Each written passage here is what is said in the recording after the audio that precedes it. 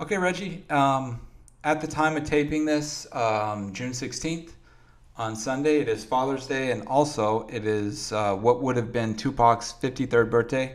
Before we get into this week's questions, is there anything that you wanted to speak on or talk about? Well, of course, the shout out. Don't forget y'all to go and subscribe to our channel. We're going to start that up with our full interviews and the next taping. Might be this taping. We don't know. Me and John will surprise y'all.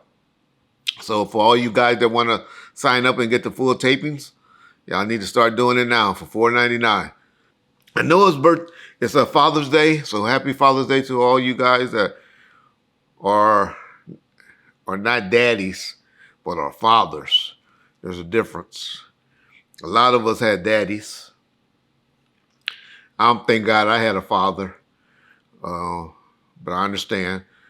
But I'm sure there was a father in your life from somebody, even if it was an uncle, a brother, older brother or something, that took that role, if not your real dad or father. So make sure y'all wish him a happy Father's Day. I know it's a little late in the day, or maybe even the next day. I'm not sure when this going to post. But if y'all can, please reach out and reach that man and tell him happy Father's Day, because, I was trying to get reservations about a week ago. If I would have did that 2 or 3 weeks prior to Mother's Day, wouldn't have happened. I was able to get a reservation at a nice spot in Newport Beach, the Red Oaks, where we're going to be. And we were able to get it with a week in advance to show you how the fathers get neglected. So something to think about, something to throw out. But happy Father's Day. There's no games going on today. Nothing good on TV. So, hey, do something for your father.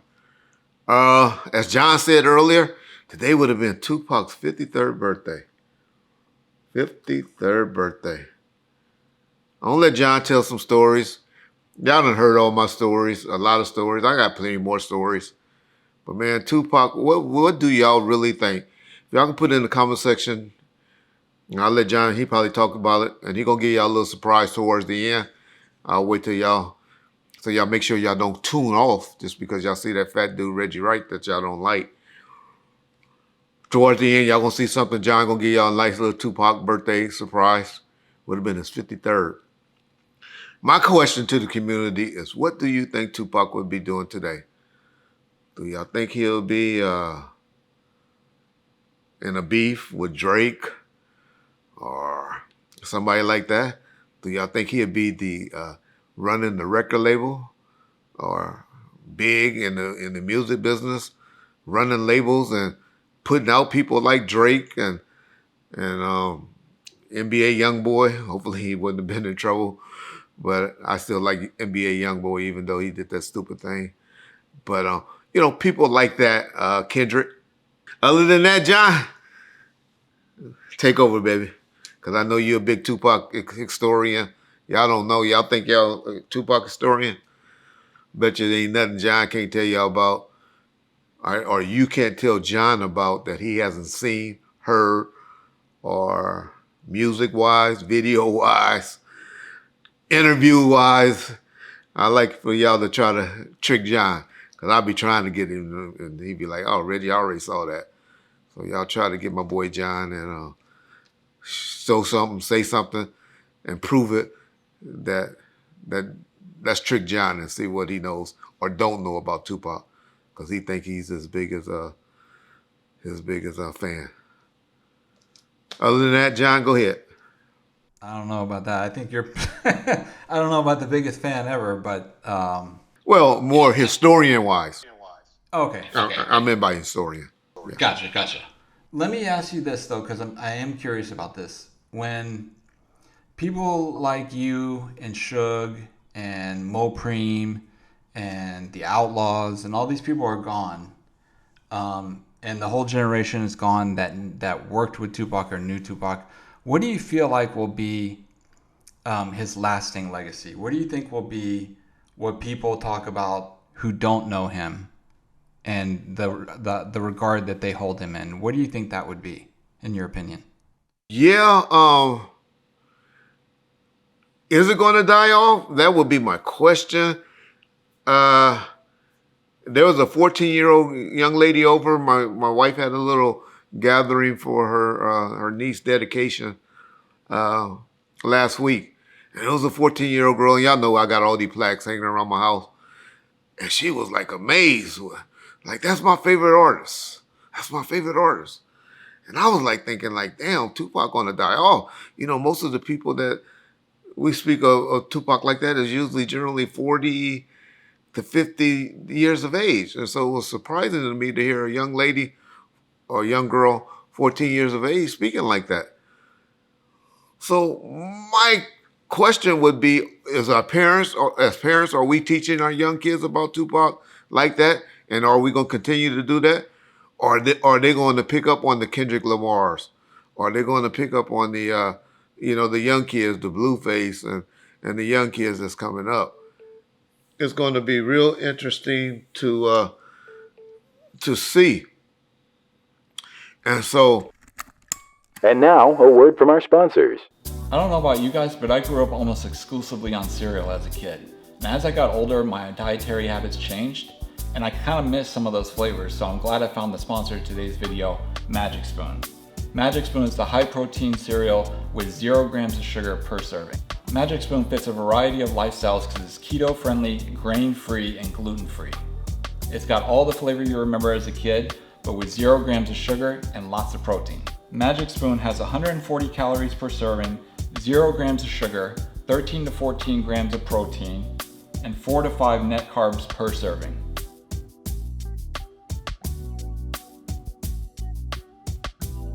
Scan the QR code or go to magicspoon.com/bombfirst and enter the coupon BOMBFIRST to get $5 off any order. While you're there, make sure you grab a variety pack with all the flavors like fruity, frosted, cocoa, and peanut butter. Peanut butter is my favorite, but you let me know what yours is.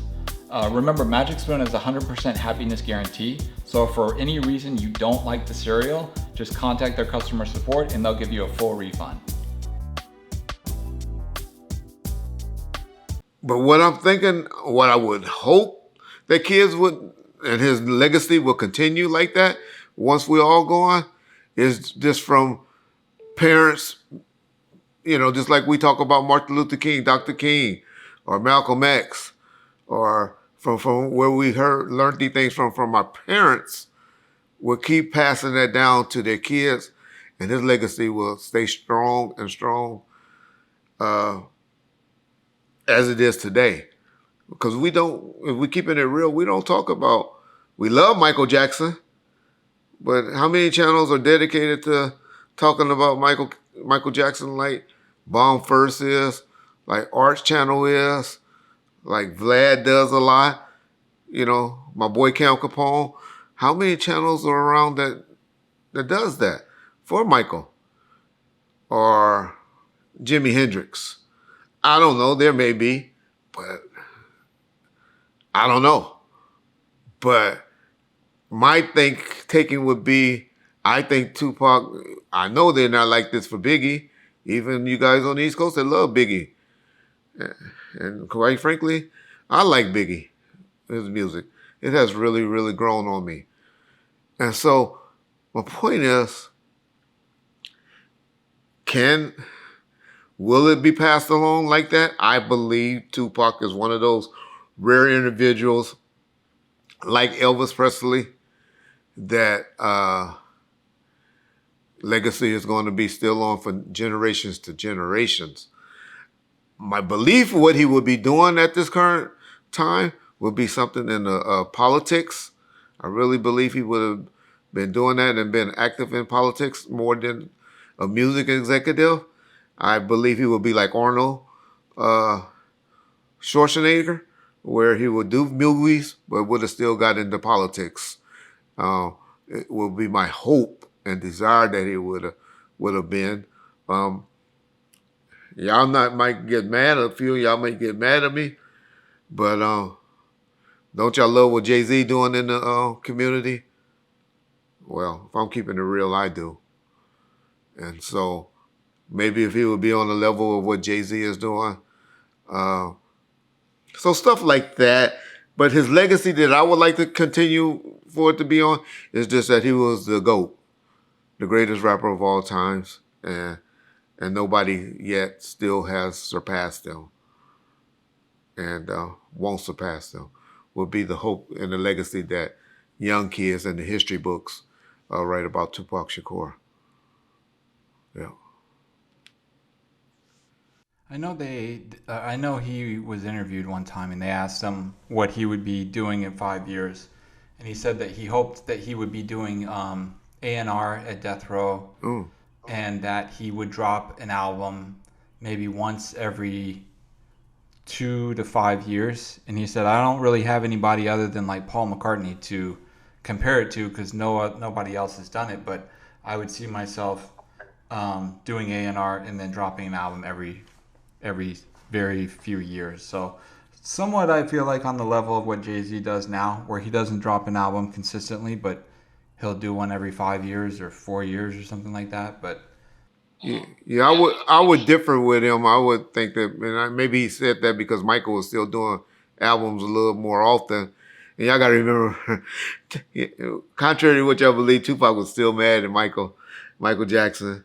But that would be somebody I would say because he did not like and he felt that Michael Jackson made Janet Jackson stay away from him after, even not even in a romantic relationship, just as a friendship relationship after the movie that they did together. There was a lot of, and I wish some of the outlaws, because I know y'all say the security and the janitor don't know, but I wish some of the outlaws would speak on that, how he was really upset with Janet. Reggie, this last week I was on Instagram and I saw that Wack 100 posted a call where he was allegedly talking to Keefe D's son, saying that, hey, did you get the wire transfer? So it seemingly looks like he truly is going to try to bail out Keefe D. Did you hear this call, and what are your thoughts on if you think he's going to actually do it, or you think it's just something for promotion? Yeah, Wack 100. Well, that's not the call that offended me, but I think what offended, I posted in the thread of that comment section. I was trolling, and I posted in there, hey, you need to be worrying about Blueface Baby Mama versus getting Keefe D out. And I think he took a little offense to me by just saying that he has no bill. She has no bill, which he's right. I know that. I was just trolling you. But I would rather respond to the part about this audio. Is that gonna cause a rift between you and Reggie? Cause of what? As Red said, How long you been watching me, bro? You think I give a about that? If that, like, what you talking about right there? What Red's got to do with my business with Keefe D? because he's saying that Wack is pushing it, man. He talking about all this Keefe D stuff that's gonna drive a wedge to our friendship. Oh, okay. Well, any man say our friendship is jeopardized about me feeding my family, then that man. I don't give a who that man is. Nigga, don't no nigga walking this face of this earth dictate nigga my moves on my business. Didn't it sound like Wack was coming at your boy a little hard? If I didn't know Wack, I would be very, very upset and offended. So, I know how Clubhouse is. I know how Wack is. Trust me, y'all. I done told y'all, Wack can't do. Only thing Wack probably could do to make me really turn on him is really spit in my face or something like that. And so, that's how much respect and love I have for Wack. I know y'all don't agree with it. Y'all don't understand it. But hey, y'all haven't been in the situations that he and I have been in together. And so maybe that's the reason why I feel that way about Wack. Because I also heard an interview where And I was so disappointed when all the Pirus from Compton and Inglewood and even, Snoopy Badass was saying, how guys from Pacoima, how they ain't, how y'all Pirus? Man, I'm just going to say this. I'm not going to try to get in Piru business too much, but I keep wanting to express to y'all, those dudes from Pacoima goes through the same county jail system as Pirus from Compton. Y'all just think about that. They all go through the same county jail. So all of the Compton and Inglewood youngsters, because I know those OGs don't say that, y'all just need to think about that. They go through the same blood modules and have to deal with the same politics as y'all do. And so y'all need to stop disrespecting them because they from the Valley. Would be my only take that I would get from something that I heard as well. Now, I'll get back to John's question. John's question was, do I think it's going to happen? I hope like hell is not. I hope like hell he is, what's the word? Trolling us, I guess. I hope like hell that's what he's doing. Wack knows how to troll. I told y'all him and Loose Cannon are the two biggest and the better trollers on YouTube, in my opinion. Not saying that they do things that are not factual. I think that they know how to troll us and to get us upset. Which I mean like that, like First Take with Stephen A. Smith, where the object is whatever side you take the opposite side. And for content. And that's what I'm hoping is going on. But all I can see is, or say is, we'll see. And now, a word from our sponsors. Have you heard of the flavored air category that is quickly becoming the leading alternative to vaping and smoking? It's a whole new movement towards better habits, led by the sponsor of today's video, Fume. We all have bad habits, including you guys that watch this video. We all think we're doing well, but then we get around our friends, we get the urge and we don't want to feel left out. They're all reaching for their bad habits and you feel, well, why not? Well, what if I could tell you that there's a better alternative that helps you kick your bad habit in an enjoyable way, something you can take out with you and use anywhere. Fume is an award-winning flavored air device. Fume has no vapor. You can use it anywhere. There's no nicotine, there's no toxic flavors, there's no batteries, and it looks sleek. You can pretty much use it anywhere as a fidget or something to replace your bad habit. Go to tryfume.com/bombfirst or scan the QR code in the corner. Use code BOMBFIRST to get your free Fume base when you order your journey pack today. Shout out to Fume for being the sponsor of today's video. Now, this is the issues that's going to come up. So now that you got the $75,000, which, was 10% of $750,000, you got to do something else. These are the things you got to do. You have to also have property that's valued at that amount. I don't believe Wack's wife and Wack's family and Wack's going to put up his personal property to secure a bond. It's 10% plus property. So they're going to still have to find that. The second thing is you got to go before a judge and testify to the things that where this money came from. There's a hearing, a special hearing that's going to be done for that, where the government and the state of Nevada can go through your books to make sure that this money didn't come from any illegal gain. Now, we know Wack makes money from all different type of ways. So we know if he put up his money and he's willing to expose that to the courts or to the state, then it could be done.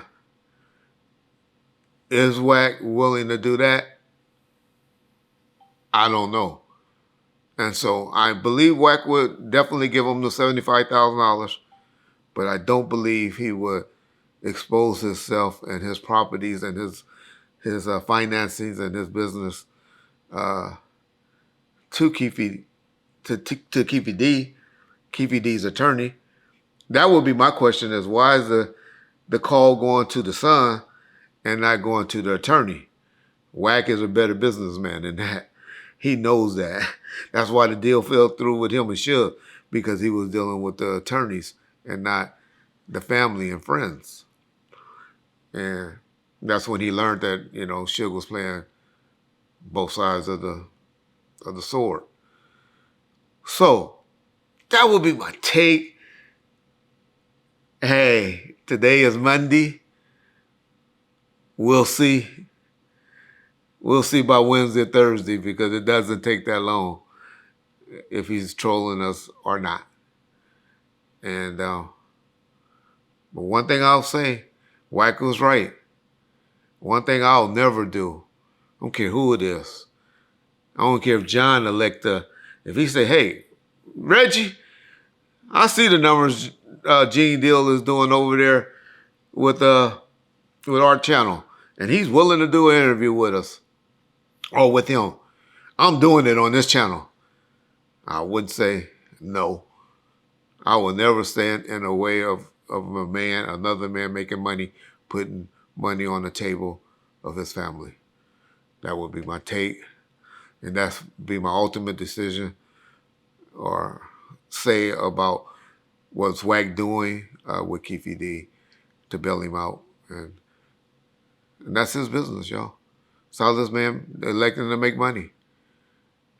I'll just caution him and remind him that Keefe D was on some bullshit towards the end.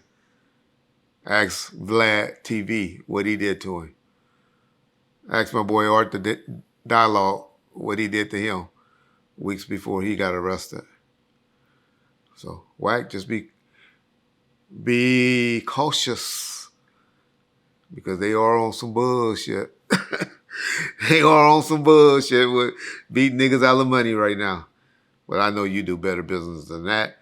But you're dealing with a crackhead. I'm talking about the son now. He's a pill popper. And you're not dealing with attorneys. And that's how you normally get down. So make sure you're dealing with that attorney. Matter of fact, shout out Kendrick Lamar. Heard you doing something big in Compton. For those of y'all that's big Kendrick fans in the LA County area, man, if I was y'all, I would hang around Compton.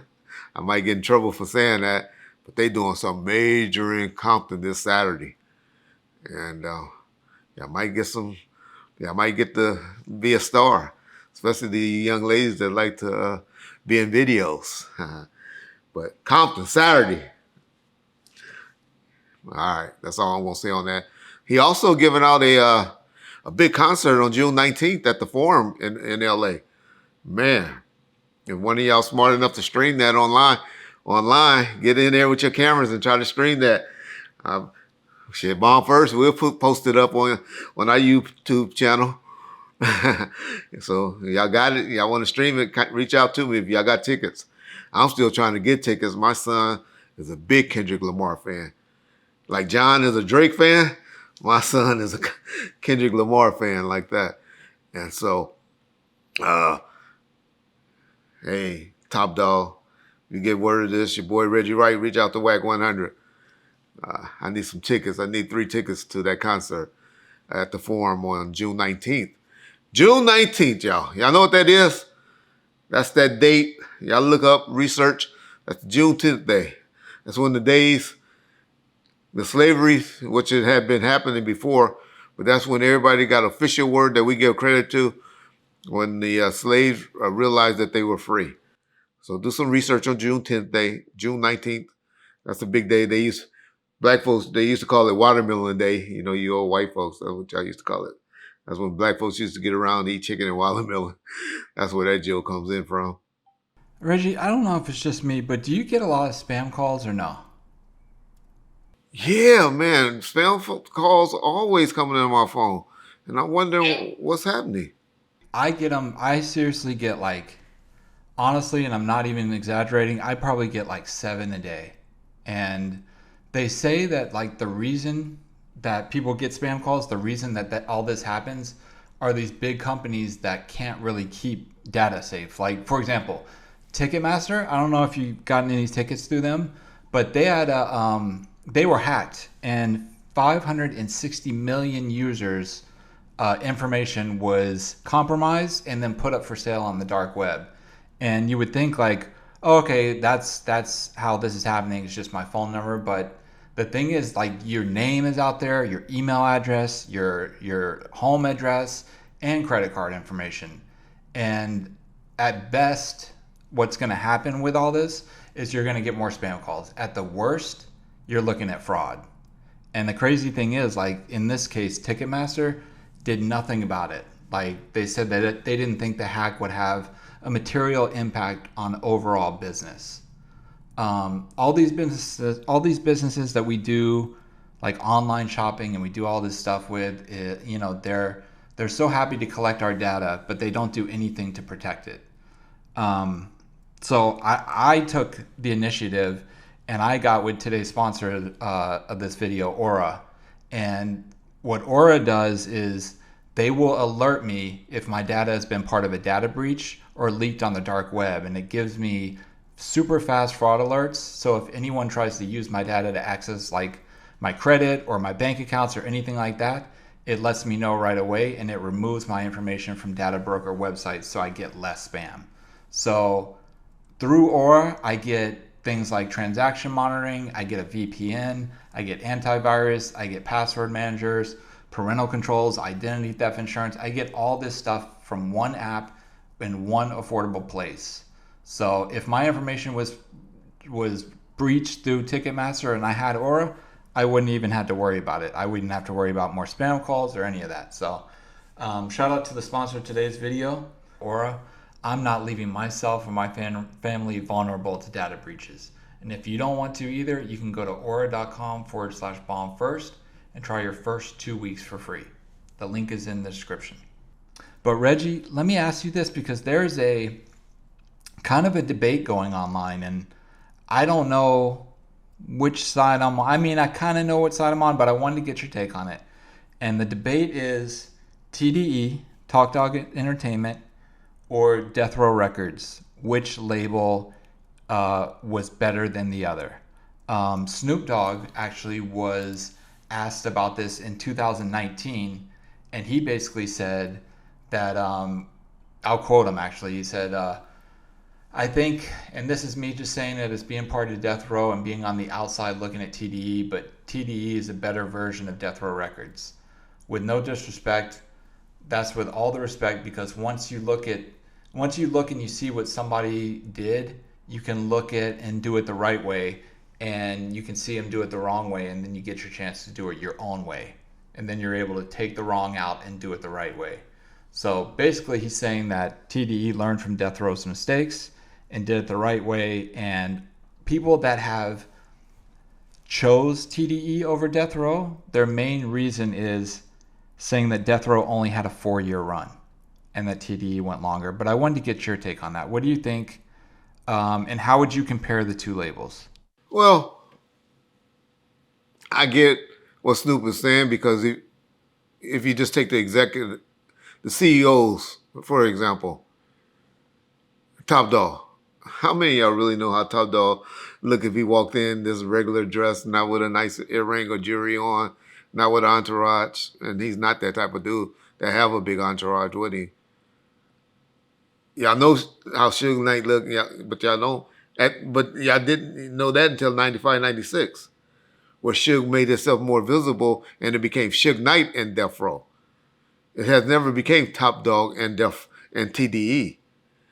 So I get where he said on that part. Hopefully that's why Top Dog take the professional or the business approach and just trying to stay in the background. Now, and I think Top Dog does a great job of being a CEO and doing it, and he has a long run. But I mean, for anyone to even make that debate or make that claim, they just don't know the business. They just know what's happening now. And so those would be people that in that generation that's saying that. Because I can tell you, there has never been a song and an album that Kendrick Lamar has done, album-wise, sales-wise. I don't know the streaming shit. Can't tell y'all, but I would still put up Tupac streaming versus Kendrick Lamar streaming.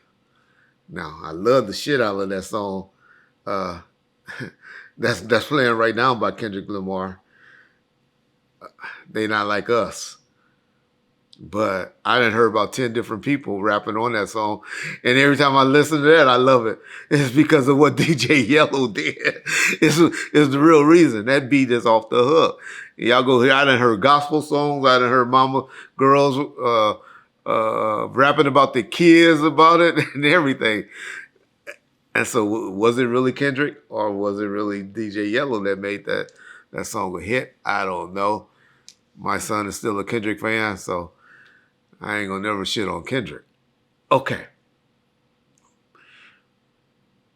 I'm not gonna go into streaming because it's unfair to TDE because they in a streaming days, and we were back into sound scans and hard record sale days. But y'all can't show me one album of Kendrick Lamar that sold more than any of Tupac albums while he was on death row.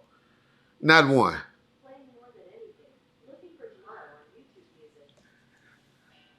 So y'all can't show me one of Kendrick albums that outsold Tupac albums, or even Snoop's, or even Dre's. Kendrick came out in about 2011 or something like that, I believe. And I love one of his verses there. Bitch, don't kill my ride. Bitch, don't kill my high. I still love that verse.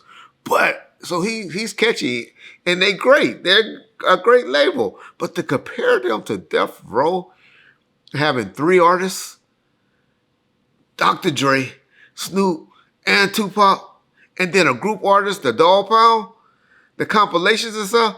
What? I don't even think Schoolboy Q first album went gold. I would bet y'all that it barely went gold if it did win gold. Definitely didn't go platinum.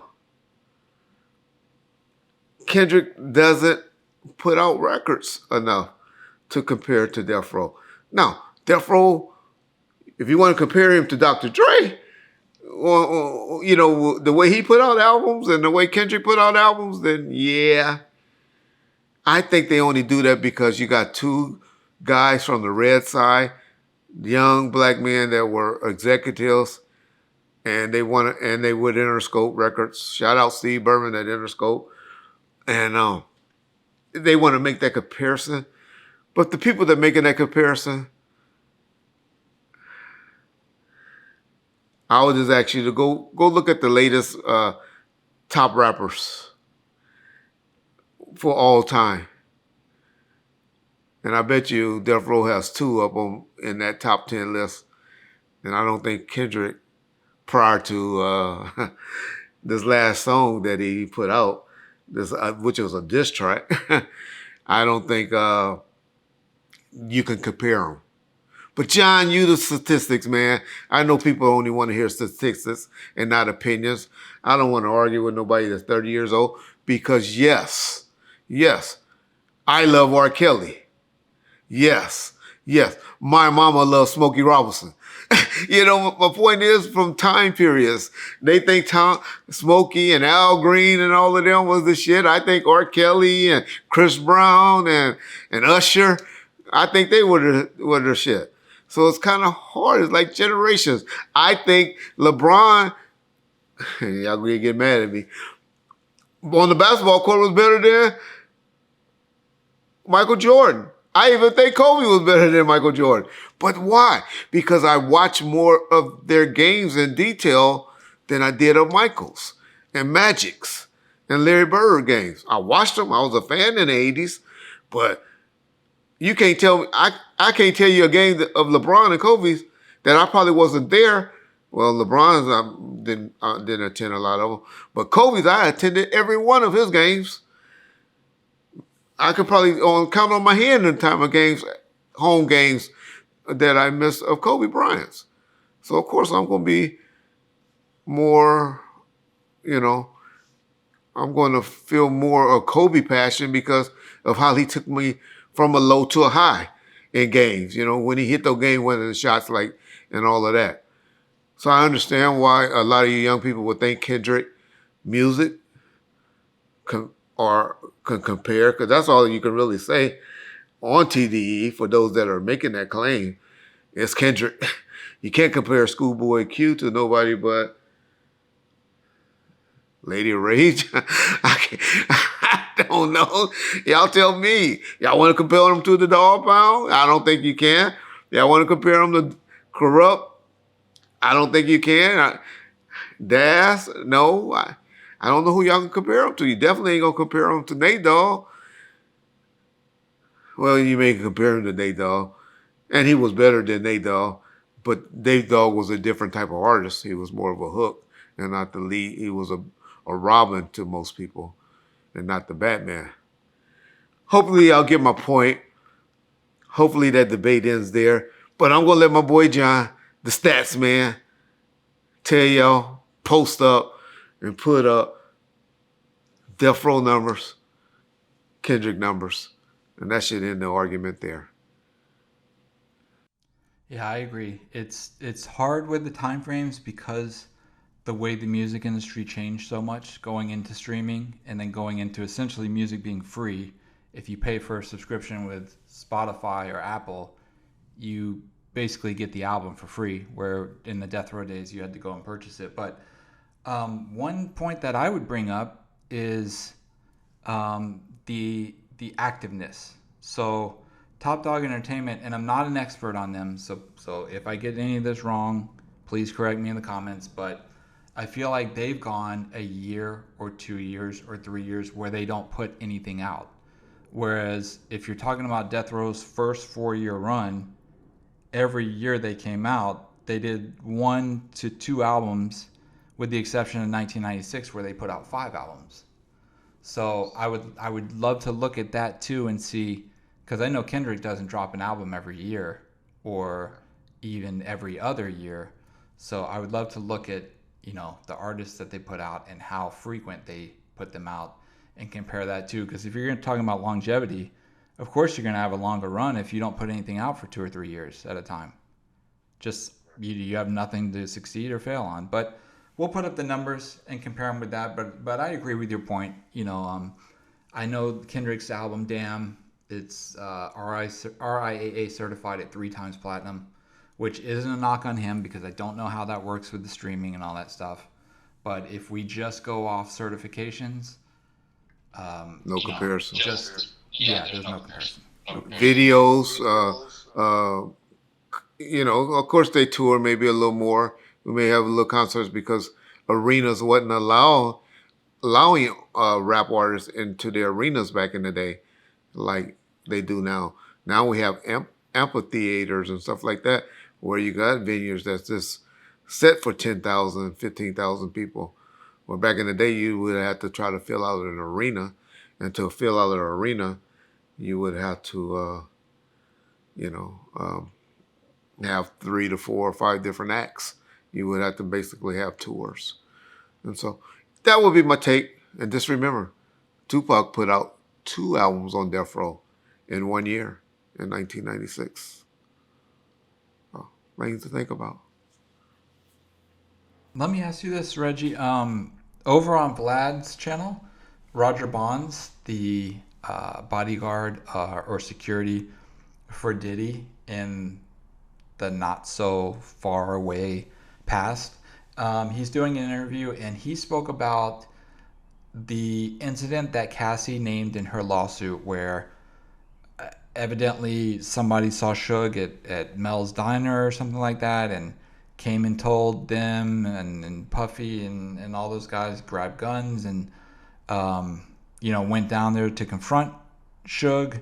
In Roger Bond's interview, he goes more into depth about it and talks about that they actually exchanged words. Suge and I believe it was D-Rock or somebody that was down there. Did you see this? And do you have any thoughts on overall Roger Bonds, but in specific this story about the Diddy and Suge quote unquote confrontation? Yeah, Roger Bonds is more complicit than anybody, but he wasn't law enforcement, so I get it. I know me and Gene Deal got a lot of complicity, and I have even accused Mark Curry of being complicit to a lot of things. But Roger Bonds, he was around a lot of stuff, or talking about a lot of stuff. I'm sure we all were around a lot of stuff. But he's talking and admitting to a lot of stuff that will make him seem very, very complicit. One thing about him, I like him. I like the way he come off. He's a street dude, a ex-con that speaks well, that not trying to be too gangster. Not, it's something about him I like. I really like him the way he come across in the interviews. The only thing that I had, only problem that I would point out to those is, I listen to this particular segment where he talk about with Cassidy. So he said, at nighttime, Diddy would ask for burgers in the middle of the night. You know what I'm saying? So at 3, 4 in the morning, he had an assistant named David, who was the assistant, and D-Rock was the security. Suge knows D-Rock from Biggie days. Yeah, that was Biggie's man. Right. Yeah. So they pulled into Mel's Diner, and Suge and them pulled into Mel's Diner at the same time. So when D-Rock opened up his door, Suge opened up his door, and they was facing each other. And Suge looked at him and said, "What the fuck you doing out here?" And D-Rock said, "I'm working. What you think I'm doing out here?" Meanwhile, the assistant slid off to the side, and he called Puff and said, "Yo, D-Rock and them got a problem." He said, "What's the problem?" He said, "Suge and them is here at the Mel's Diner." So Mel's Diner is about 5 minutes straight down in Beverly Hills from the house. So Puff gathers up the things that he got to gather up, and he pulls up. He comes in the black Cadillac, and he told D-Rock, and this is what D-Rock told me exactly. He said, "Man, we couldn't let nothing happen to Puff." He said, "Yo, we ran into Suge last night." He said, after me and Suge had a couple of words, he said, a couple of dudes pulled up in cars. And he said, Suge grabbed the little dude by his arm and was whispering to him, and the dude was looking back. But he stayed in the light so that couldn't nothing happen. And Puff pulled up in the Cadillac truck. And when he pulled up in the Cadillac truck, they got in the truck. And he was like, "Yo, let's end this shit right now." Wait, Suge and Puff got in the truck together? No. Diddy pulled up in the Cadillac truck. Uh-huh. And D-Rock got inside the truck. Got it. And Puff said, "Yo, let's end this shit right now." I think it was D-Rock, and if I'm not mistaken, it was Rube. And he said, "Yo, let's end this shit right now." And they was like, "Yo, you can't end this shit right now. What we gonna do without you?" Now, I heard his version, right? So about 6 or maybe 7 months ago, Gene Deal told a story on Art Channel. I have because y'all know I have a lot of respect for Art, the Dialogue Channel. I consider Art a friend. Mighty is his name, but we all know him as Art, a friend. And so I kind of told him that I won't use any more of his footage on our channel, contradicting things that Gene says. But y'all please go back and listen. I'm going to have John pin it up in the comment section. Listen to his explanation from reading from the lawsuit of how he said it happened and how he heard. And he heard it.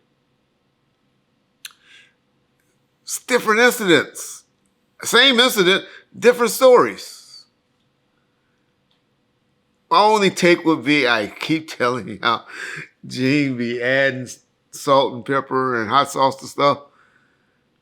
But y'all tell me which version y'all believe that happened, because they're same story, same locations, different timelines or different things that have happened and that have been reported. And so this caution y'all to, when people weren't at locations and weren't at places, to watch what they say. Kind of don't take everything that they say to be gospel. And because y'all gonna make me start adding salt and pepper and hot sauce to my stories. If y'all keep allowing people to say things and don't call them on it when they get caught in adding to the stories. I'm telling y'all, when a man can go and sit on the couch and do interviews with Jaguar Wright,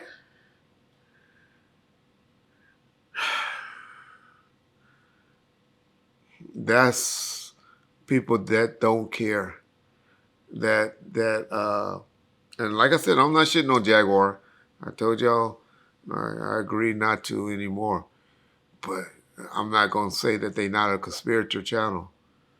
They just sit and make up shit because they doing it for the bag. I'm really, really, really doing this for the timelines, the history, the corrections.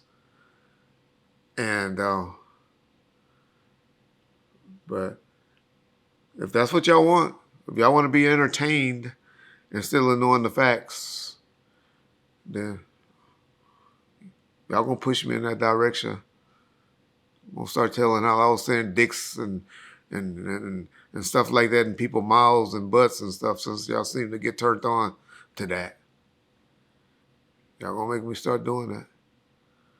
But hopefully I won't, because I do respect my word.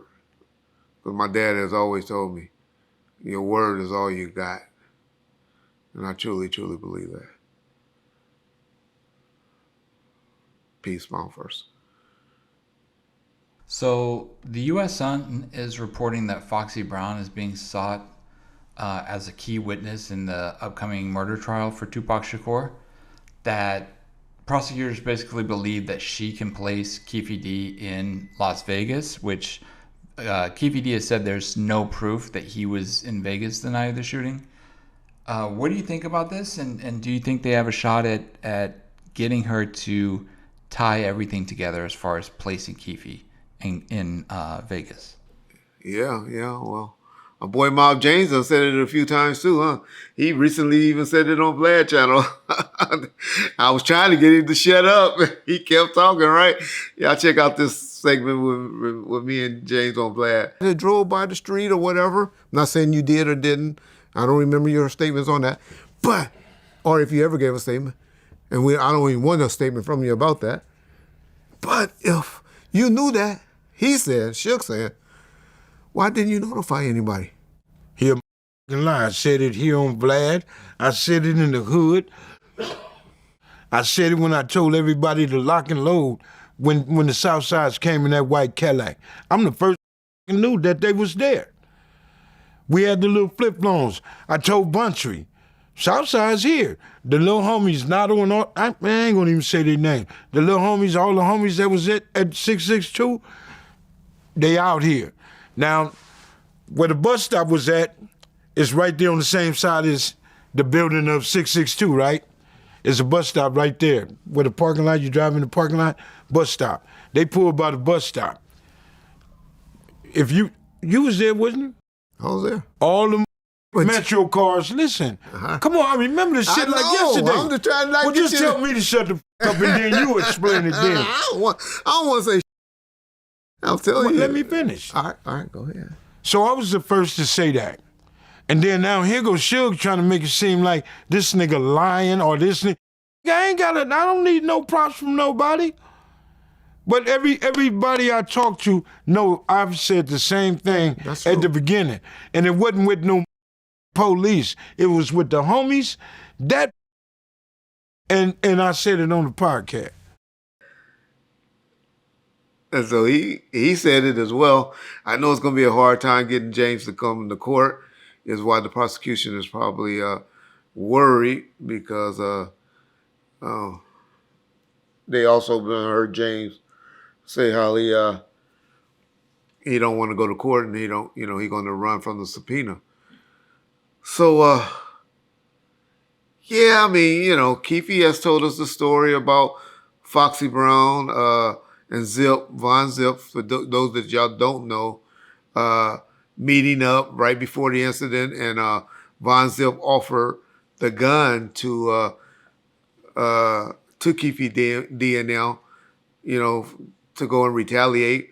But Keefe D pretty much told Von Zip that, hey, they were good, they were straight, they got people out there that they were good. And Foxy Brown was allegedly in the car with Von Zip when this conversation supposed to have taken place. Quite frankly, the news just learned about this, but y'all know I'll be knowing stuff, right?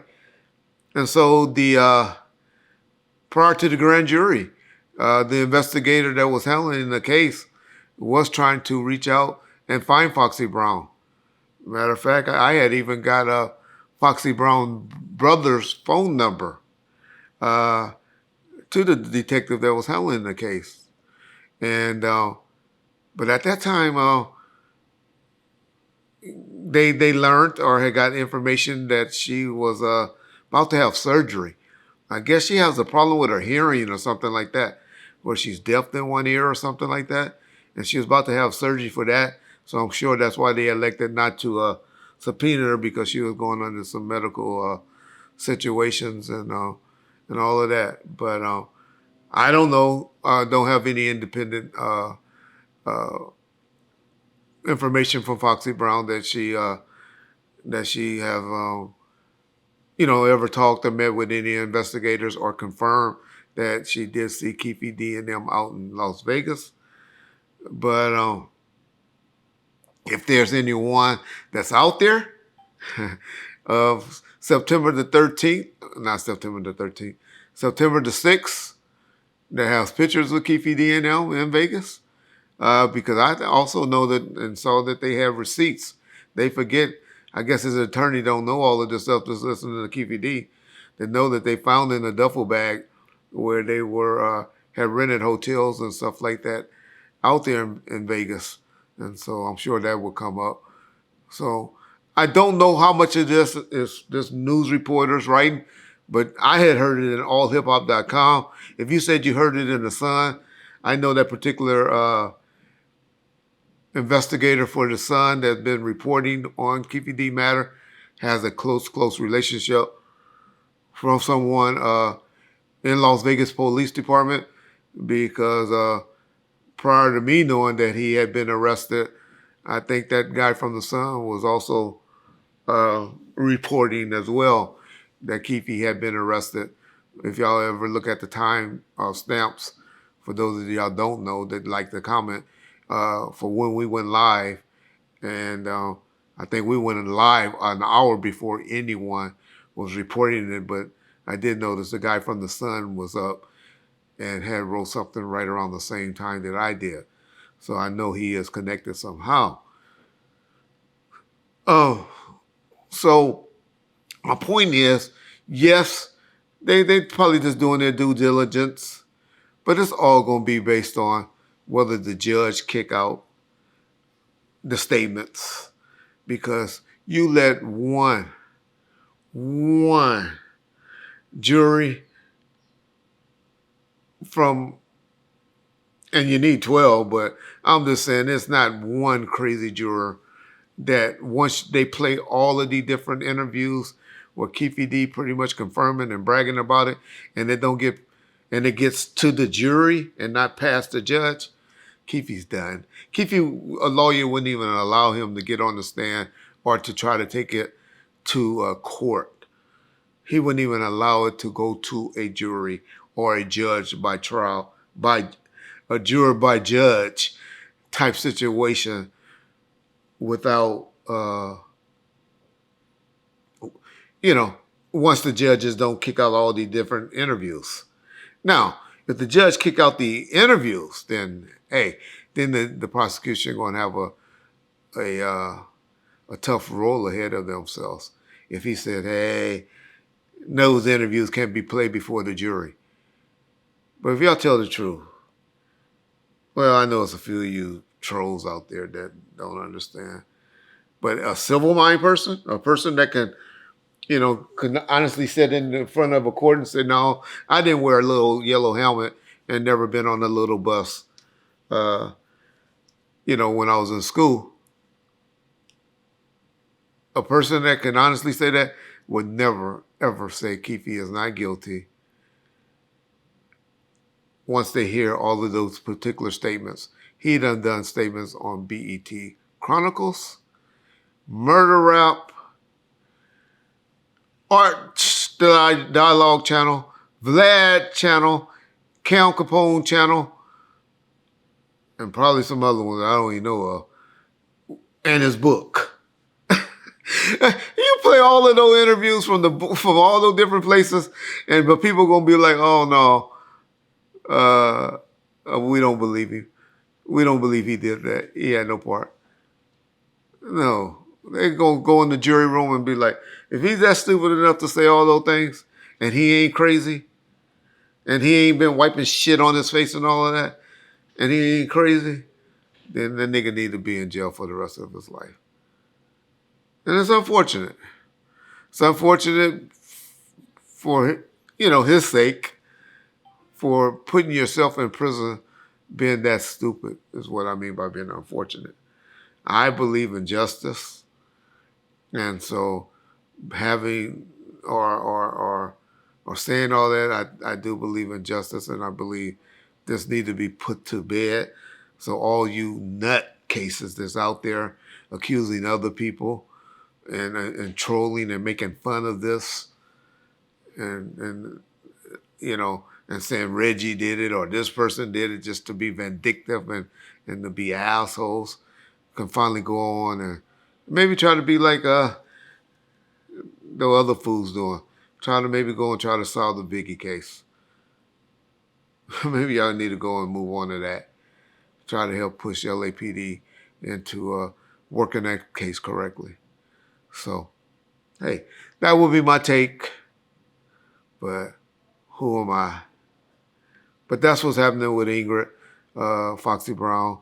And I don't think it's a big thing. I just think it's a story that needed to be told, and they decided to write something. But, hey, either James or her, right? But I'm sure some people will come up with some pictures and show that Keefe and them were out there at that time stamp. I'm sure they have them at a hotel or something somewhere in the lobby. Because remember what the defense attorney or the DA said at the last court hearing to the defense. Y'all remember this part. I know y'all don't remember, but Reggie remember because I remember everything. I pay attention to stuff. I'm not a jokester in the comment section that just want to make jokes. Said we have something that we haven't turned over to them yet that we preparing to turn it over to them. So I'm sure this defense attorney will stop and get off TV and stop, putting this case out in the media and start advising his attorney or his client to, all right, we need to try to see the best deal we can get out of this. And because November is approaching real fast and we need to make a deal for you. So, hey, good luck, Mr. Davis. Suge's latest podcast, he did a comparison talking about Reggie Bush and how when he was with Kim Kardashian, he didn't like her attitude, so he got with somebody else and had them get surgery and things to make them look like Kim Kardashian. I just was curious if you had any idea or motive as to why he went at Kim Kardashian the way he did. You can have a woman that you really feel you love, and you love the way she looks, but you might not love her attitude or the way she acts. You can find another woman who might not have the looks of her, might not have the waistline of her, or the titties, or the ass. And you can go to a doctor if you had money, and you can take the best picture that you love the way she looked, so the attitude's shitty, and you can say, look, doc, see this picture? I want my new bitch to look like my old bitch. Yeah, make her look just like her. And guess what? She got a better attitude. I'm going to call that the Reggie Bush syndrome. Yeah, I was surprised to hear that he went at Kim Kardashian like that because I think he must have learned or listened to Reggie and been like, hey, Kim ain't got no connections with the states. She just had a connection with the feds when Donald Trump was in there. And you got a state case and not a Fed case. Or she or he reached out to her, had his people reach out to her, and she shot him down. Because usually when you catch a stray from Suge Knight, it's because you ain't playing or marching to his tune, which I think is what happened. The attorney that he's talking about, he has, y'all, everybody know who it is. Well, y'all should. At least I do. It's the attorney that is she's a good federal attorney. She helped get a few people off on some fair cases, get their time released. Mainly, she's the female attorney that helped Big Meech get, I think, 32 months knocked off his sentence. I just hope Suge realized that she's good in the federal courts and that relationships in the federal system. And the federal and the state is different. But hey, like I said, I hope like hell it works, whatever works. I hope they listen to me when I'm telling them, trust me, you got an angle, you got a defense to go and take them and say, hey, my two attorneys dropped the ball. You know, I'm a businessman. I hired David Kenner and this other attorney, I'll say his name, fuck it, Robin Yanes, to go and represent me to try to get these strikes knocked down to a misdemeanor, like the judge on record told me. And Longo told me. That's why I gave Longo daughter a deal, because he gave me this such sweet deal. You know, Gina Longo. And you know, he go and expose all that and play that card. And tell that is why, you know, he felt that, hey, I thought these were misdemeanors. For those of y'all don't understand what I'm trying to say is the judge, and hopefully John can find this and play this, but for the crime which the defendant has been convicted in count 1, a violation of Penal Code Section 192, Subdivision A, voluntary manslaughter, with the strike prior conviction having been found true, defendant is sentenced to state prison for the high term. The reason for the high term is as a condition of the plea bargain.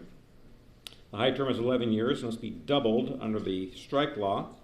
Defendant is levied a term in state prison of 22 years. He is levied an additional 5 years in state prison for a total unstayed term of 28 years. This time, the defendant is ordered transferred to Department 120 to have a dismissal on the other matter, which is part of this plea bargain. If there's nothing further, that'll be it. Thank you, Your Honor. Thank you. He pretty much said or saying that the reason why it went from there and it like added 10 years to his sentence was because he had to multiply the strikes and at that end. And I think his current defense attorney and all of them, or the DA, when they told him the deal, dropped the ball and didn't multiply those 2 strikes. But if those 2 strikes wasn't supposed to be there because he was promised that they were going to be dropped down to misdemeanors, then that can be an argument. Everything is about, give me an excuse to let you off. And that's all you got to do. Give me an excuse. And hopefully that's what would happen. So that would be my only take, my only hope. A strategy just for you people that listen and reporting the show to take to the attorney to see if it works. I'm not no attorney. I don't know. I just, you know, deal with common sense and things that I know we were trying to do for you in the 90s. And hopefully you'll remember, because I know it's a lot of things on your mind and you maybe forget about it. But I know you know this stuff. I can hear the way you talk in your interviews. Your memory is still there. You like to throw jabs, but you still remember the gist of things. And so that would be my take. That would be what I learned from it. But hey, I would hope I don't understand why he's doing that to Kim Kardashian. I don't know. That just came out of the blue. That came out of the blue. But I know there's a lot of people was liking the positivity that he's saying in his podcast. And I'll quite frankly be honest. I like his growth. He's talking like a 58, 59-year-old man right now on these things. He wasn't doing them before, but he's doing them now. But I would just caution him to be leery that, dog, unfortunately, you need a little bit of the bullshit. We need a little bit of the bullshit to keep your YouTube numbers up. Because if you're wondering why Dave Mays is tripping, I don't know what y'all deal is. If y'all got a share deal or if you just get a certain fee.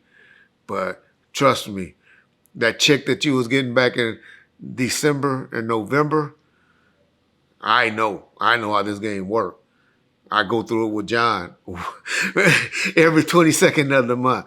So I know when those numbers ain't hitting what they doing, contact creators, people that own channels like John and Dave Mays does, it just don't make good business sense to keep paying you what they were paying you when you were hitting those 400,000 or 500,000 numbers, and now you're only hitting 25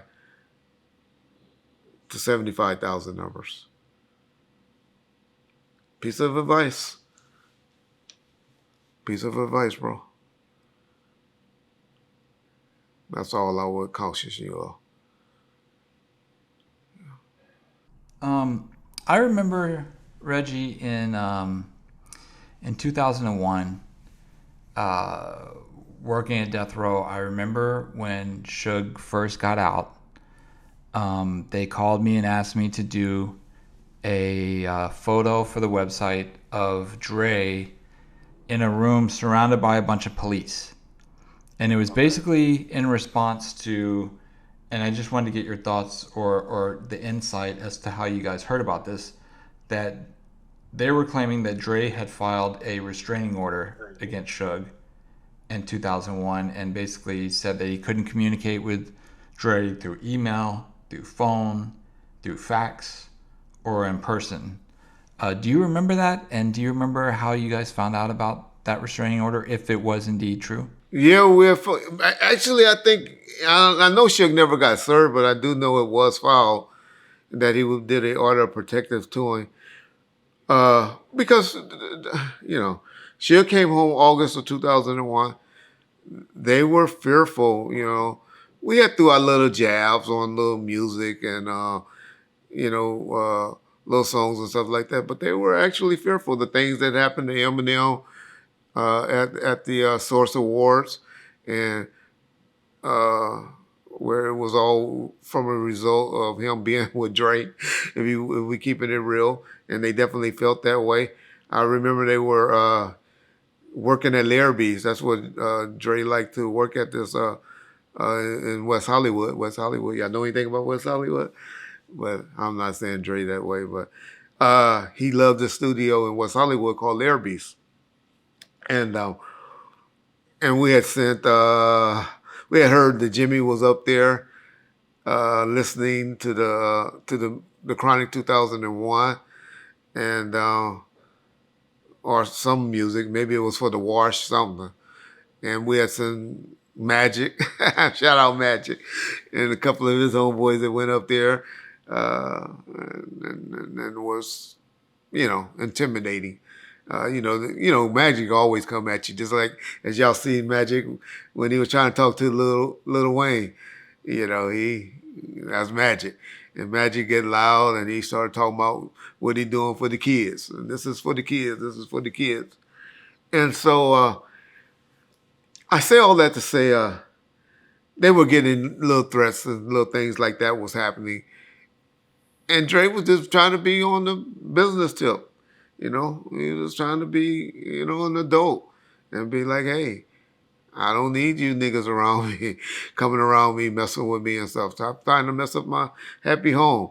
I had went in and did something stupid. I know it was regret now. Dre had his house up for sale out in Woodland Hills.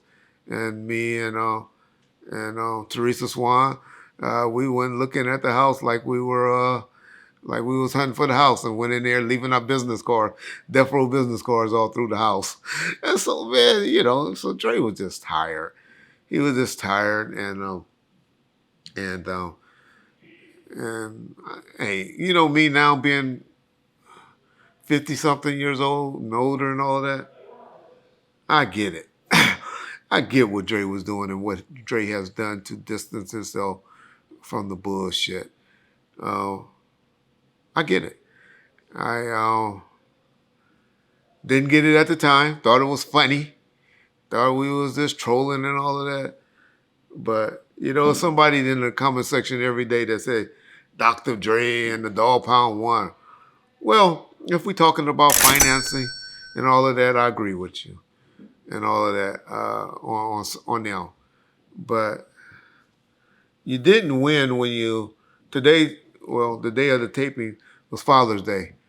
I wonder how many of his kids really called him and wished him Happy Father's Day. What was it? The Dog Pound appeared to be druggies to me. Alcohol and drugs. Did you really win when you had those evictions? Snoop is in an open marriage. An open marriage. He's snorting cocaine off of chicks on Instagram. His woman is taking pictures with dudes, with a dude, not a dude that she's obviously in love with, and posting them. He's posting them on Instagram. I understand. They just celebrated the 27-year marriage, but okay, I'll talk about that later. But is that really winning? I don't know. Black families, we're not used to that open marriage shit. I know a lot of the white folks on the channels laughing. My mom and daddy been doing that all my life. We grew up doing that. Auntie and uncle do that. Well, we ain't used to that. That's some new shit to us. But is that really winning, y'all? Is that really winning? So that would be my take. But I get it. I truly get what Dr. Dre did by doing that. That was something that was Jimmy Iovine was doing it. Don't y'all remember my boy 50 Cent? And I don't remember all the people he filed 50 restraining orders against when he was on Interscope. I think he filed it against Vivica Fox and somebody else. He filed one, or was it Nina Long? It was one of them. He filed one, and so Jimmy was this. That was this Jimmy way of like, hey, you niggas are making money, y'all doing good. Y'all want to be like Death Row and shit? No. This is how y'all gonna do it, and stick with me, and I'm gonna make y'all rich. I ain't say family or winning, but I'm gonna make y'all rich. And Jimmy Iovine did that. Gotta give it to him. And so that would be what happened. That would be the real. And can't honestly say that that I didn't wish I picked the right team for financing. And for growing up, I might have rode the wrong car, rode the wrong horse. I might have put my back in behind the wrong horse. And I remember Jimmy Iovine, one of our last conversations, he shook my hand and he told me, he said, Reggie, you guys, you and Suge, biggest problem is y'all always thought people feared y'all. He said the things that I did for Suge and then later you was because I really liked y'all. He shook my hand, grabbed my hand. That little man grabbed my hand so hard and gave me a firm grip and told me that, looked me right in my eyes. I still remember that conversation to this day. Yeah. But like I had to tell him and explain to him, Suge brought me into this shit. I'm Suge's guy. Yeah, loyalty is everything to me. But y'all see what loyalty got me from that motherfucker, right? Peace. I was watching American Dream, American Nightmare documentary last night? Why? Why you like watching druggies throwing up on camera and shit? Now go ahead, John. I'm fucking with you. No, to be truthful, I wanted to hear what he talked about and hear what the differences were then versus what he's saying now on this podcast. One thing I wanted to ask you about is your name came up in the documentary. He said, he was reenacting in the car what happened at Colville and Flamingo when the white Cadillac pulled up and emptied on him and Tupac. And he says that at the very last minute, right before they got to the stoplight, that one of Reg's boys did something that they know they shouldn't have done, and they pulled in front of him and kind of boxed him in. I remember. Yeah, who was he talking about? And did you ever hear this at the time, him complain about this happening? We getting right up to this point right here. At the last minute, one of the little dudes who deal with Reg, for something that he know not to do, pulls in as we stop at this light. He cuts in front of us. As he cuts in front of us, we stop in here. My road dog pulls in this lane and telling me to get over. As I'm proceeding to get over, the other car comes right there, which is a Cadillac. When the Cadillac starts to shoot, I get hit. I pull it down. I get in here. Bam. When I put him down, bam, I get hit in the head. When I get hit in the head, I immediately left out. I left out. I seen him, my fear in his bitch ass eyes. Like shit, like he felt like shit. He ain't got him a trophy. He's telling the truth, y'all. He's telling the truth about what happened. It was K-Dub. And if I was a conspirator, if I was one of you yellow helmet wearing motherfuckers, I would be like, whoa, that do make sense. That is why Suge been blaming this whole hit on Snoop now. Because if y'all ever see K-Dub, and I'll show some pictures, he gonna be mad at me, but I don't care. He don't do nothing for me. But he was a good dude back in the day, and he is a writer. K-Dub. As much as he laughed and always got a nice smell on him, for those of y'all like to indulge in that, y'all would know what I'm talking about. But K-Dub is now the only person that really, or one of the homie securities that still represents Death Row. He was at the beginning, was tough with Suge at the beginning. If y'all hear any of the stories from Jewel and all of them, everybody always talking about K-Dub. That's why he's cool with John Payne, the guy that's kind of like been running Death Row for a while, because they knew each other from the beginning. But he's talking about K-Dub. K-Dub had a new little Mercedes, like a 190 back then, a 190E or something like that. And him and Trayvon were real tight. Everybody was cool with K-Dub. K-Dub is that type of dude. Just cool. Everybody fucks with K-Dub. For him to call me my boy, that was funny. Because, that's just Suge. He takes positive for everything good that happened in his life. Anything negative, he blames on other. But K-Dub was mainly Suge boy. They were tight. K-Dub goes before Mob James. Even though Mob James tried to take credit, like he was the one brought him around. I remember K-Dub being around before even James. Or at least more than James were. But these some pictures of K-Dub. These some shots of K-Dub. His name is Kevin Woods. They don't like when I put government names out. I shouldn't do that because K-Dub is actually somebody I really like. And have a lot of love for. But that would be who he's talking about. And I'm saying if I was a conspirator to see how tight K-Dub and Snoop is now, and he was around with the Death Row, they would be like, oh, that makes sense. That's why Suge's saying that, because, K-Dub is still around, and that was the big plan, the master plan and all of that, but I'm not letting y'all do that. I'm only responding to that just to answer your question that's who he was talking about. All right. But if you watch that documentary and you listen to that, I hope you found this part too, John, where he said in there, back then, how he admitted.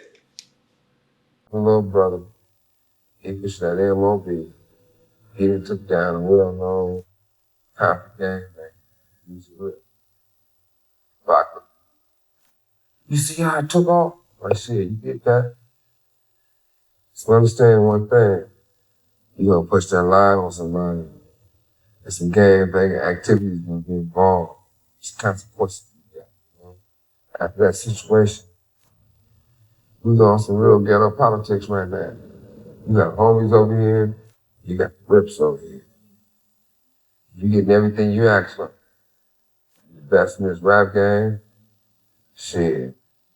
Now you being the best in the street. That there's gonna be problems in Southside after that shooting happened, or something like that. He admits in that documentary how everybody knew it was gonna be issues back in Compton and stuff like that with the Southside. So that just show y'all how Suge say what he wanna say what he wanna, how he wanna say, depending on the mood and his in his headspace. That's just Suge. But this is the part that cracks me up. This is the funniest shit. And this is what my boy was going through back then. And this is why they had to scrap that this documentary until he came home. He worked way more alive than dead.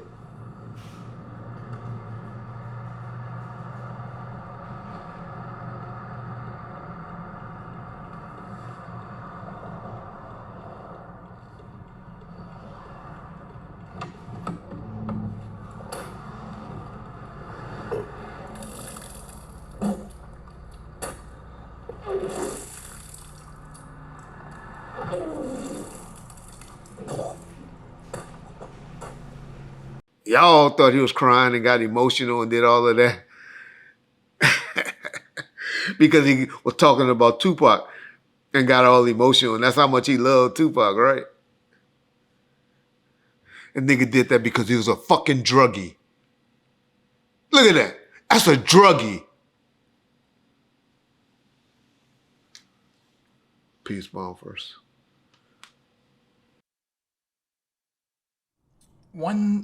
Another thing that Suge said on his American Nightmare documentary was that when the shooting occurred with Tupac, that he grabbed Tupac and pulled him down, and that's when he got hit in the head. But he said he looked at the car, and he says it's a white Cadillac. He said I looked in the car, and I saw a guy with fear in his eyes because he thought he got himself a trophy. He didn't say Keefe D's name or Orlando's name or anybody's name, but he's basically saying that he had eye-to-eye contact with somebody in that Cadillac. And I remembered Keefe D always saying, you know, I thought Suge was gone. I saw him get hit in his head, and he looked right at me. We locked eyes. I just wanted to get your thoughts on, you know, because I know you were around him.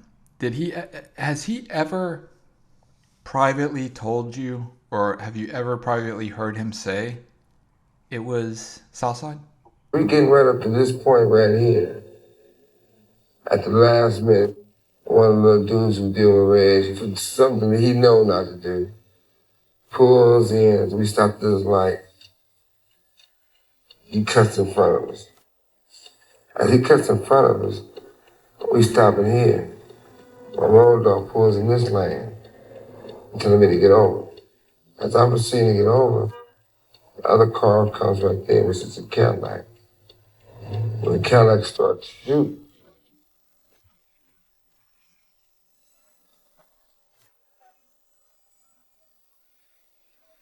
I get hit, I pull it down. I get hit here. Bam. When I put him down, bam, I get hit in the head. When I get hit in the head, I immediately left out. When I left out, I seen him, you know, Motherfucker, with fear in his bitch ass eyes. Like shit, like he felt like shit. He ain't got him a trophy. Southside, yeah. Shit, hell yeah. Southside, not, I can't honestly say Keefe D in Orlando. Well, Southside, yeah, man, it started a fucking war a day or two later in the Southside after that. I mean, yeah, everybody knew it was Southside that did it. They knew who they, had jumped, that the guy was from Southside, that Trayvon allegedly pointed out, in the thing behind the chain incident.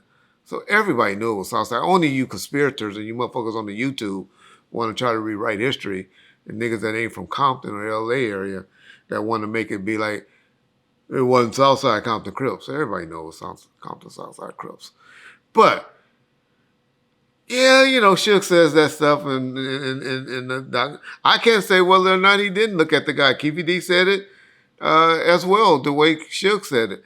So yeah, but he's electing for some reason not to ever retaliate it on Keefe D, and not to do the other thing, do justice for his little brother.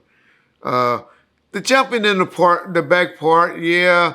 Suge has always said that's why he got grazed in the head, because he was trying to hold Pac down, because Pac was trying to jump in the back seat. Of course, him always making fun, saying, yeah, Pac was trying to leave me.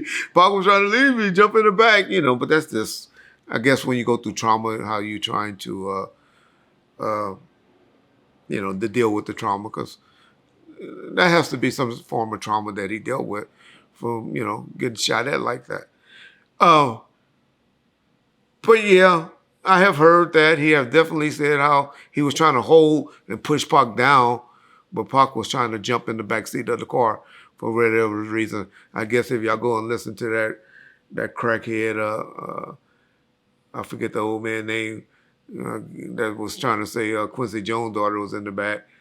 If y'all go and listen to him, he was trying to jump in the back with her, which is the craziest shit I ever heard.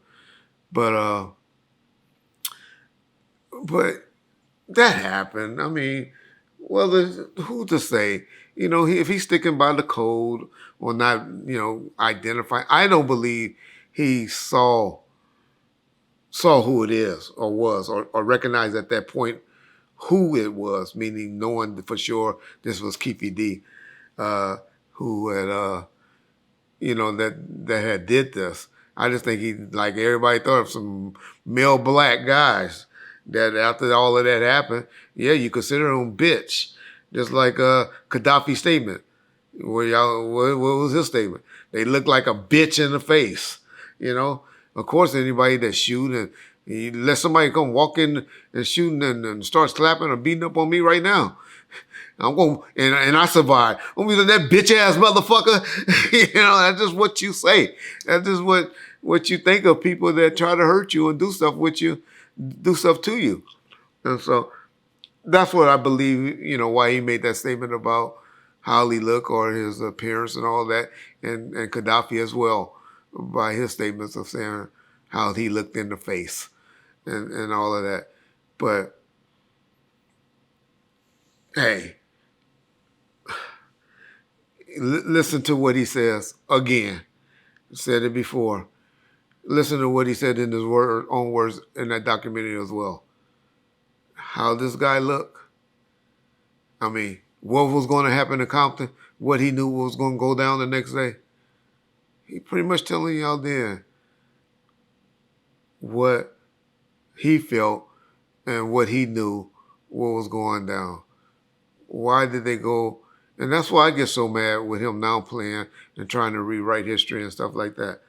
There was a lot of people that went over there and took penitentiary chances, did penitentiary things after Tupac's death. And to go and try to make light of it now, there was even 4 people that lost their lives behind that. I have a problem, and I be looking at stuff, and I was looking at on the news recently, and I saw where a country went and saved a whole bunch of hostages. They killed like 100, 200 some people to save 3 hostages. Does that make sense? Does that make sense? I don't know. You lose 200 lives to say 3 to 4 or 5 different. Now, if they're my loved ones, hell yeah, it makes sense. I know. But what about the other 200 people? There's something for y'all to think about. I'm not saying I don't believe in retaliation, because I do. And obviously my Lord and Savior do too, because he will send his angels to get your ass. But my point is, all these people went and jeopardized their life and their freedom, and now you make a mockery of it. Would you feel that way if those soldiers or those people that got killed for trying to save those other people's lives, and then people start making fun of it? You gotta think about stuff like that. Put yourself in those situations to understand when people are saying, free Keefe D, when you know there were meetings and things and talking about for revenge and retaliation. And you were a part of, allegedly. That's why statements like that hurt. Peace. Did you see that Vlad brought back BG Knockout? And out of the segments, I didn't know if any of them stuck out to you, but I know it's debatable whether your name or your dad's name was mentioned, but I wanted to get your thoughts on BG Knockout's interview over at Vlad so far. Whoa. Yeah. You sure they ain't fantasizing that? I don't know. Because they're like, how? Come on, man. I have no idea. I have no idea whether there was fantasizing or not. It's like them people too, man. Like, it's crazy. It's like the internet is doing strange things to human beings, Vlad. I ain't gonna lie. Because the police, like, I seen them, like, you let them do a show, right? I see you had Reggie Wright and them. They went to Southside and they did it. Yeah. Like, come on, bro. Y'all police. Like, well, ex-police. Go retire and kick it somewhere. Like, I mean, I'm just saying, though. Hey, man, listen, everyone wants fame. Everyone wants fame these days, Yeah, police and otherwise. Snitches now are doing podcasts, and, it's ridiculous, bro. Yeah, next thing you know, pedophiles will be doing shows and try to justify their actions. Exactly. It just wouldn't surprise me. Not to say I support it, I don't. I'm just saying it just wouldn't surprise me. No, for sure. These days, everything is weird, bro. Yes. Like, yeah. Oh, I mean, it's funny. BG Knockout, he always would tell you, and I like BG Knockout. He came over and blessed us with a live stream on Bomb First when we were doing live streams and all of that. So shout out BG Knockout. Did y'all catch how Vlad threw out pedophiles when he talking to BG Knockout? Yeah, okay. That's an inside joke that only Vlad and some people would know, right? But,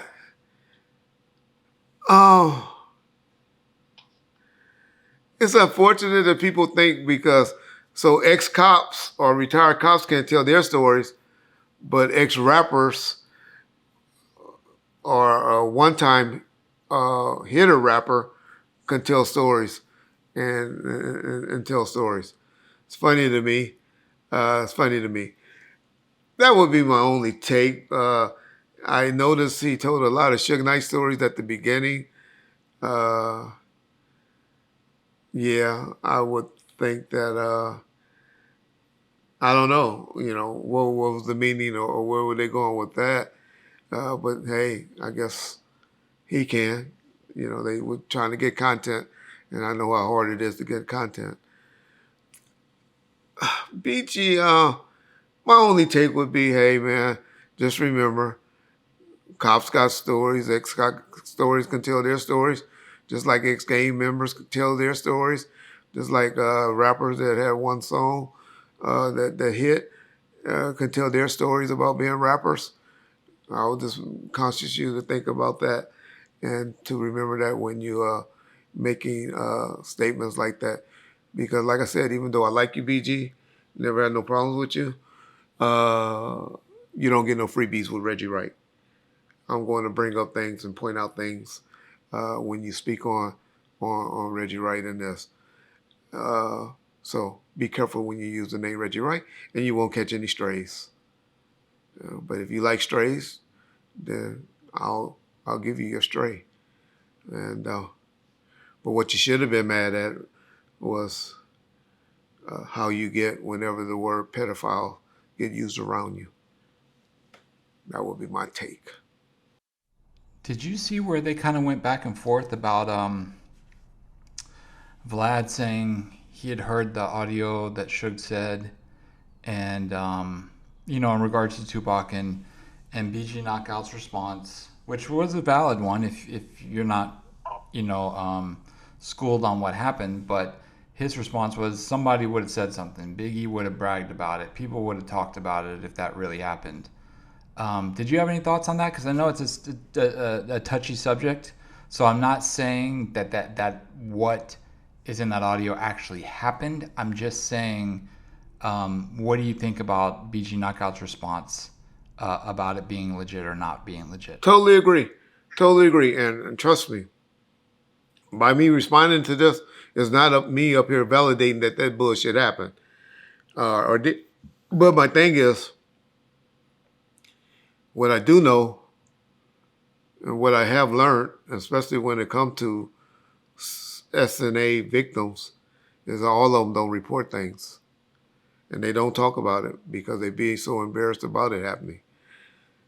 And you know how prisons and walls talks. But y'all forget that people that were out there did talk about it.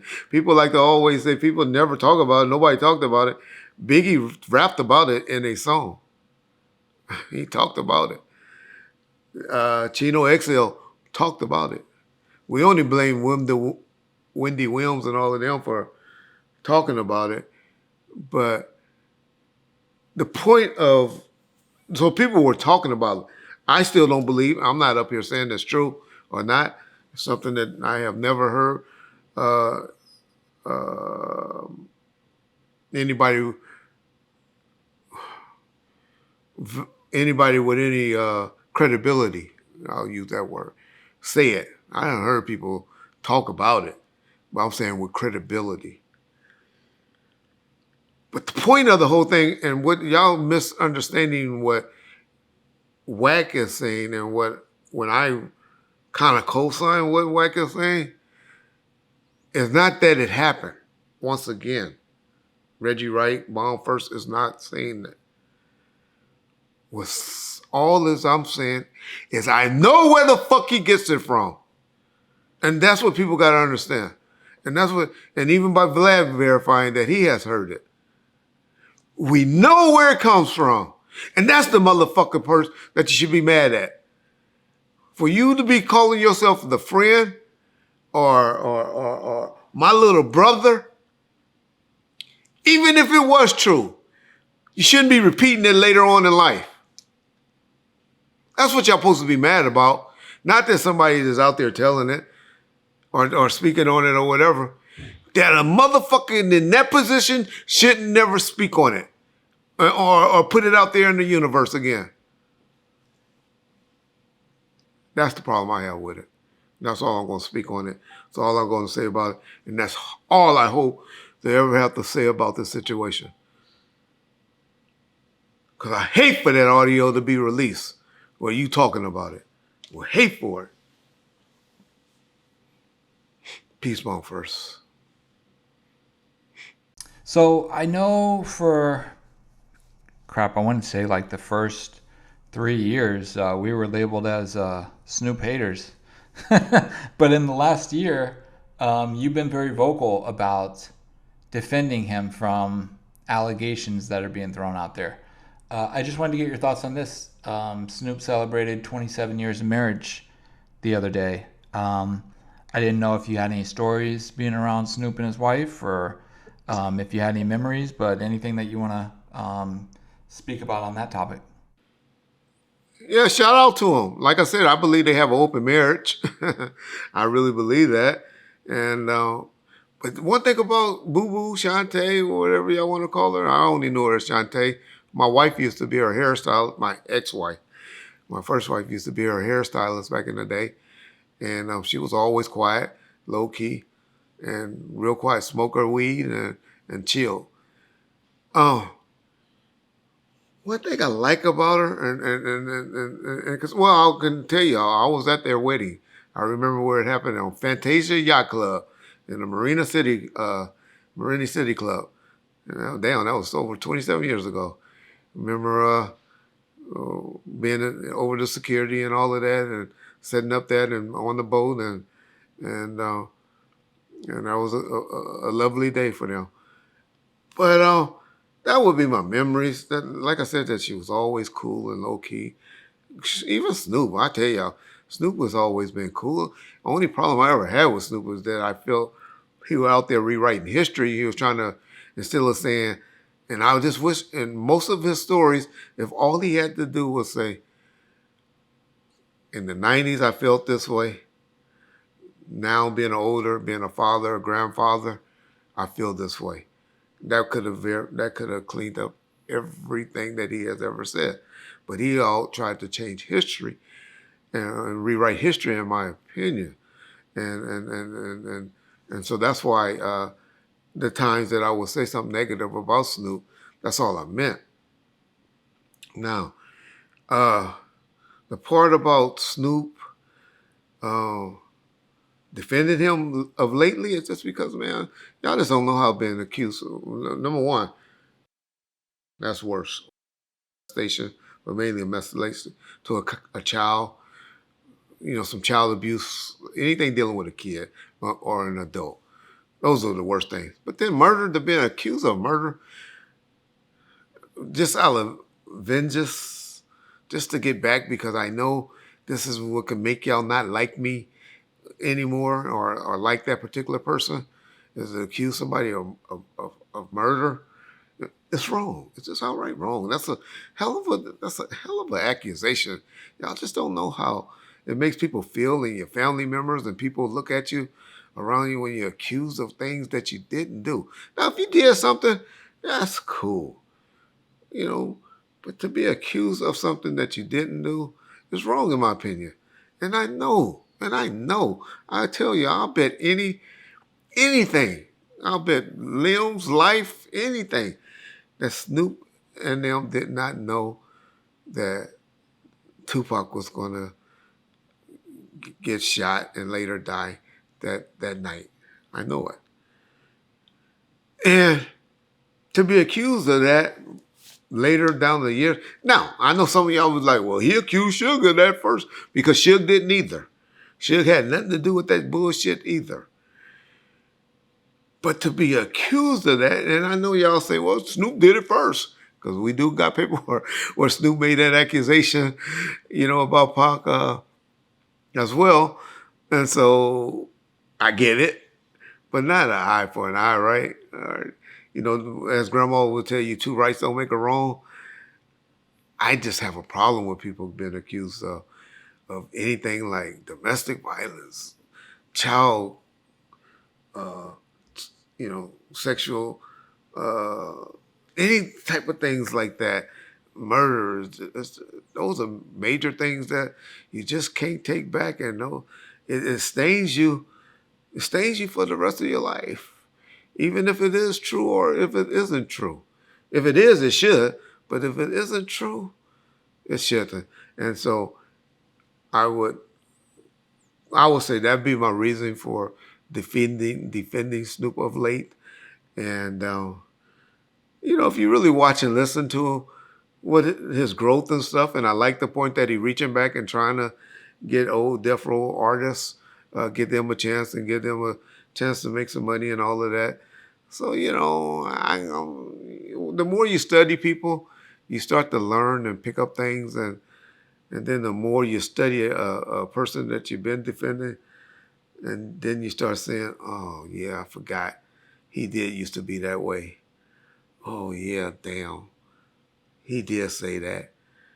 And then you start, opinion change. You have never liked somebody and then stopped liking them? Or you never didn't like somebody and then started liking them? So Yeah, that would be my take. That would be my reasoning. And yeah, that would be my thinking on that, John.